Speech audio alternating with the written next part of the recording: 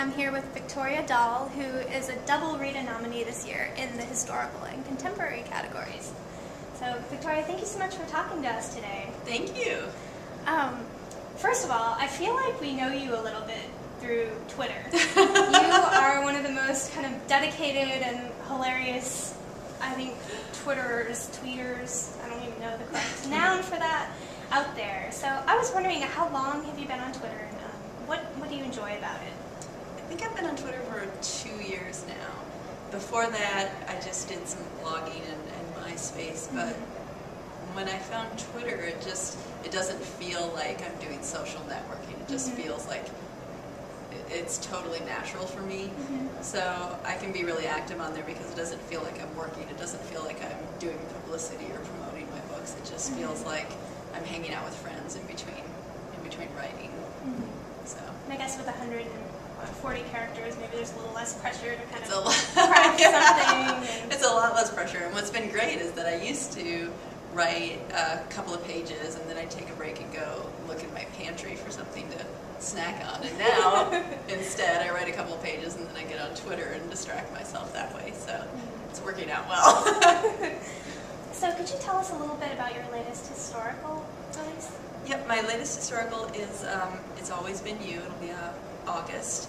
And it's the second book in my York family series. And the first book, A Little Bit Wild, was sort of a light, funny book. But this book is the story of Aiden York, which is a darker, more serious book. He lost the love of his life when he was a young man.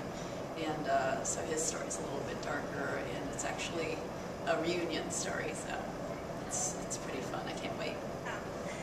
And your very first historical novel won the Golden Heart, and this year you're nominated for 2 Ritas. First of all, how exciting is that? It hasn't sunk in yet. So. Do you have a speech prepared if you win?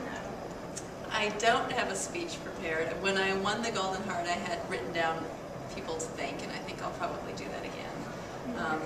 But I get pretty bad stage fright, so I may have to write it all down. I'm not sure.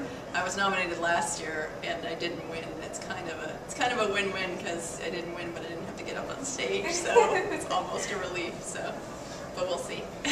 And are you a lifelong romance reader? How did you get started writing this genre? Yeah, I've been reading my mom. I started reading my mom's romance novels when I was about 12, which is probably a little bit young.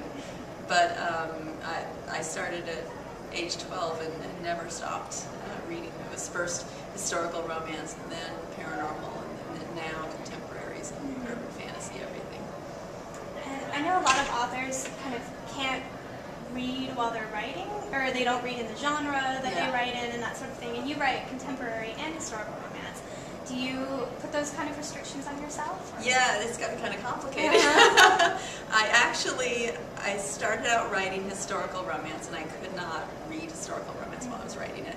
So I started reading paranormal, and then I got ideas for paranormal romances and started writing a few of those, which have never been published. And then I started reading contemporary romance because I couldn't read either of those genres. So yeah, it gets more and more complicated. But at this point, I just try to, when I'm writing a contemporary, I can read historicals and vice versa. So.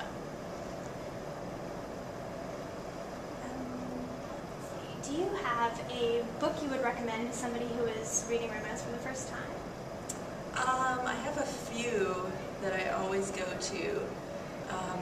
My critique partner, Jennifer Eccles, actually writes YA romance, but her writing is just amazing. I never really read YA romance before her, but so I always recommend her books, specifically Going Too Far. It's my favorite of hers, my current favorite. And also Connie Brockway's books, I absolutely love. As You Desire is my #1 favorite book ever.